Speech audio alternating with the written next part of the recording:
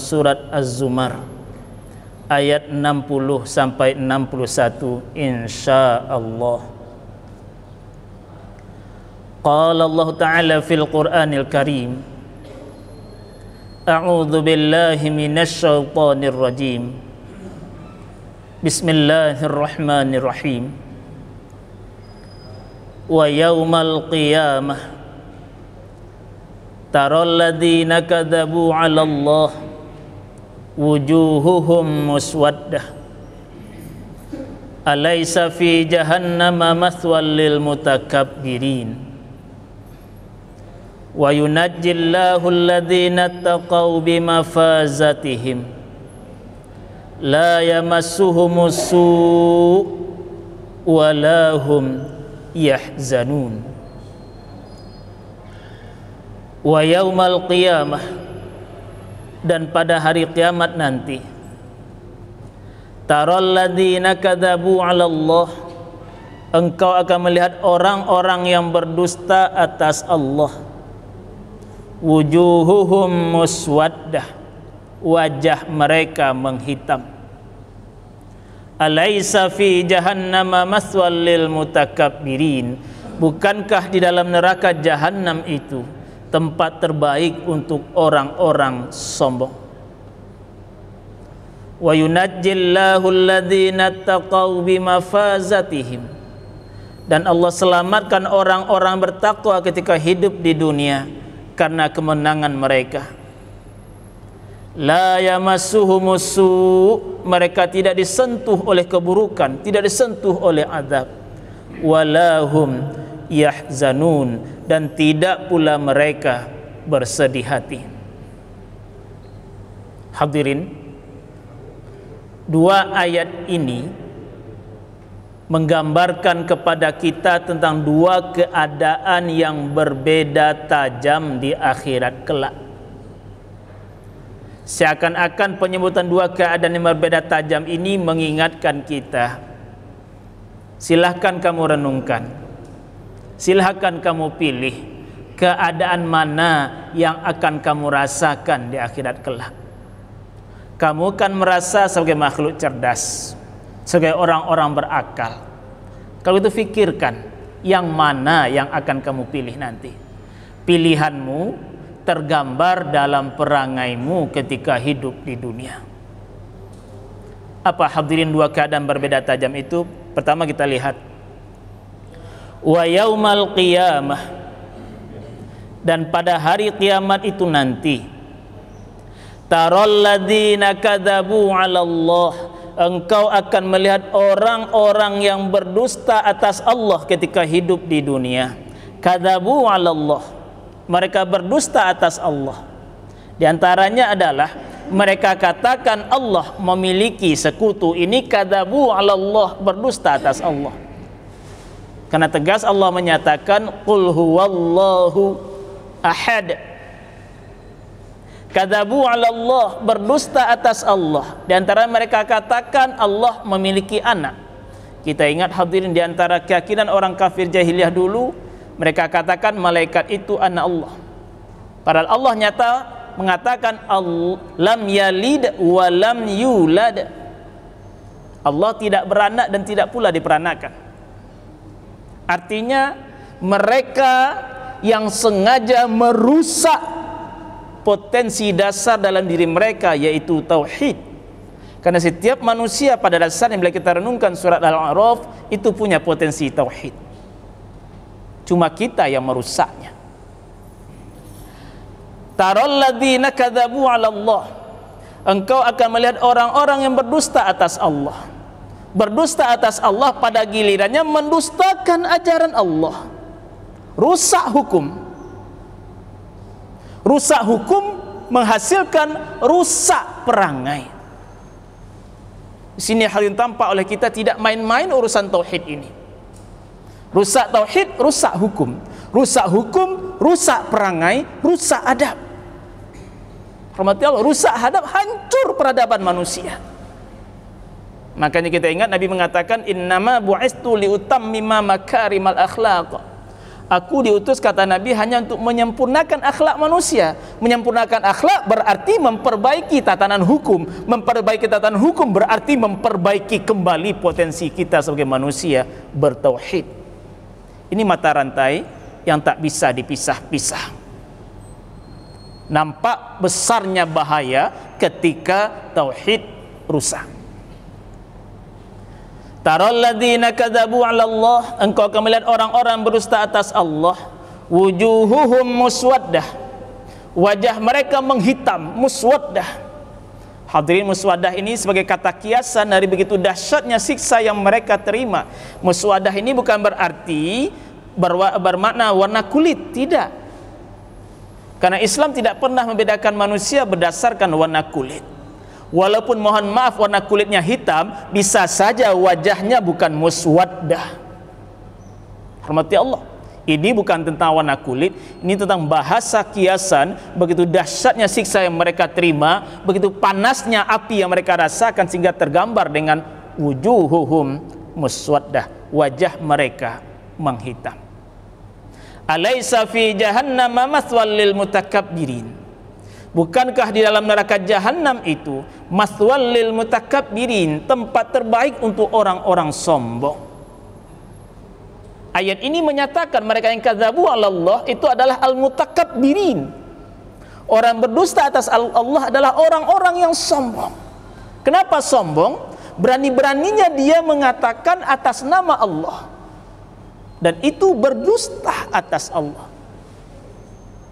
Ini kondisi pertama. Kondisi orang-orang ketika hidup di dunia, rusak tauhid, rusak hukumnya, rusak hukum, rusak perangainya. Rusak perangai, hancur peradaban kita manusia. Wujuhuhum muswaddah. Yang kedua, hadirin, kita lihat, wa yunajjillahu alladzina taqaw, dan Allah menyelamatkan orang-orang yang bertakwa ketika hidup di dunia. Kita pahami bertakwa ketika hidup di dunia karena ini ittaqaw, fi'il madhi, menunjukkan yang telah berlalu. Sementara konteks ayat ini menggambarkan di akhirat. Kalau begitu yang telah berlalu ketika dia hidup di dunia. Allah selamatkan orang-orang bertakwa ketika hidup di dunia. Tunduk dia pada aturan Allah. Salah langkahnya segera dia perbaiki. Karena bukankah memperbaiki langkah itu juga tanda takwa? Sering hadis Nabi yang kita baca itu, kullu bani Adam khata', setiap anak Adam itu bersalah. Wa khairul khata', namanya sebaik-baik yang bersalah itu at-tawwabun, adalah orang-orang yang bertaubat. Artinya hadirin, memperbaiki langkah itu sendiri adalah usaha untuk bertakwa. Wa yunajjillahu alladzina taqaw, dan Allah selamatkan orang-orang bertakwa ketika hidup di dunia bimafazatihim, karena kemenangan mereka. Artinya ayat ini juga mensyaratkan yang diselamatkan oleh Allah itu adalah orang-orang yang menang. Orang-orang yang menang itu adalah orang-orang ketika hidup di dunia bertakwa. Yang tadi kita katakan, tak ada di antara kita yang tak pernah salah dalam melangkah. Salah langkah segera dia perbaiki. Allah selamatkan. Seakan-akan hadirin, redaksi bimafazatihim ini, karena kemenangan mereka ini mengingatkan kita, sadarlah, pemenang sejati itu adalah orang ini. Orang yang diselamatkan oleh Allah dari siksa neraka, dimasukkan ke dalam surga bimafazatihim. Faza yafuzu fauzan. Bukankah hadirin kadang kita namakan anak cucu, anak kemenakan kita, ada Fauzi, ada Fauziyah, ada Faiz, ada Fawaz, segala macam. Sebenarnya ketika itu kita sedang mendoakan mereka, jadilah orang menang, jadilah orang beruntung. Nak, apa ciri-cirinya? Bila kita renungkan ayat yang dari surah Ali Imran, faman zuhziha 'anil nar wa udkhilal jannah faqad faz. Siapapun yang dilepaskan dari siksa neraka, masuk dalam sorga, sungguh dia menang, sungguh dia beruntung. Kalau begitu bisa kita pahami makna menang, makna beruntung itu adalah mendapatkan ampunan Allah, lepas dari siksa Allah, masuk ke dalam surga Allah. Ini pemenang itu. Ini orang beruntung itu. Sehingga hadirin, karena bukankah bisa saja di dunia ini ada orang menang karena dimenang-menangkan, ada orang kalah karena dikalah-kalahkan. Andai kata tidak ada hari hisab di akhirat kelak, maka sangat mungkin ada kita manusia ini yang tak pernah mendapatkan keadilan sampai wafat. Karena ada yang menang karena dimenang-menangkan, kalah karena dikalah-kalahkan. Ayat ini mengingatkan pemenang sejati itu bukan seperti itu. Yang beruntung itu bukan seperti itu. Yang menang, yang beruntung itu adalah lepas dari siksa Allah, masuk dalam surga Allah. Bukankah hadirin, bukan rahasia lagi, kita sering mengukur menang, sering mengukur beruntung itu dari berapa banyak uang yang kita bawa pulang, dari berapa tinggi jabatan yang kita raih, dari berapa takutnya orang menggugat kita karena orang takut bicara jaringan kita sangat kuat, sangat hebat. Itu belum tentu menang, belum tentu beruntung. Ambil contoh sederhana. Andai kata kita jualan, modal 5.000 dijual 7.000, sering kita katakan untung. Padahal itu bisa untung, bisa rugi sebenarnya.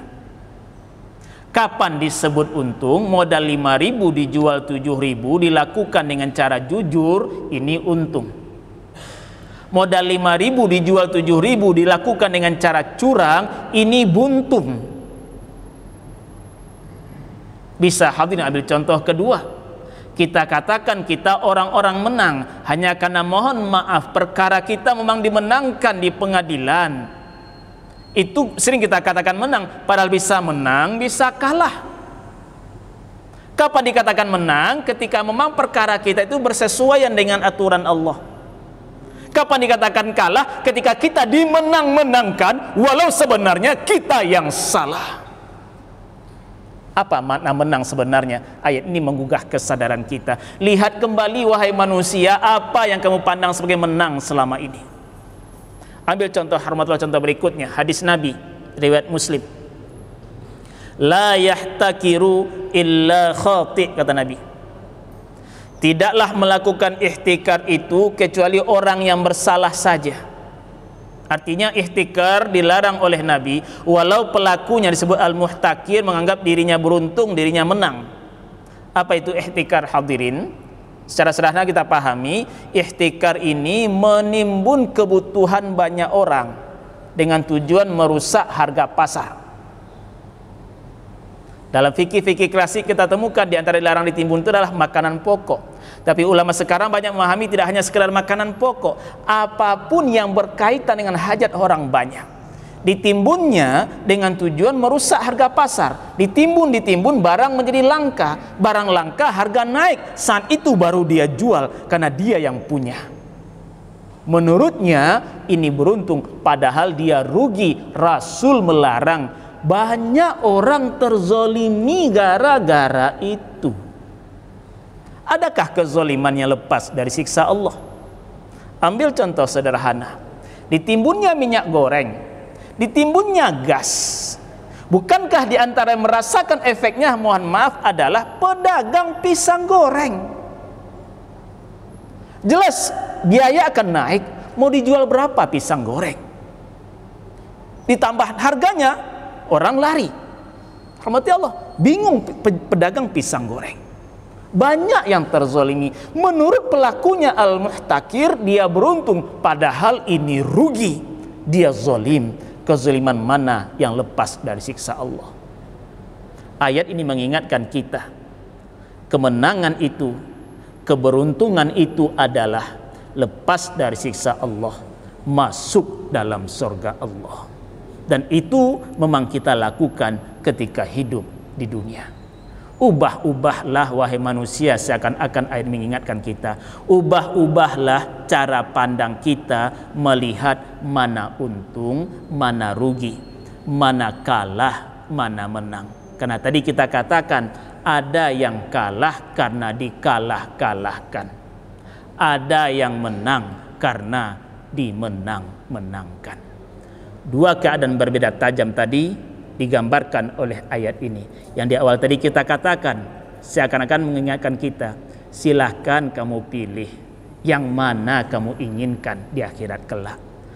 Orang cerdas jelas akan memilih menjadi pemenang, walau di dunia mungkin saja dia dikalah-kalahkan.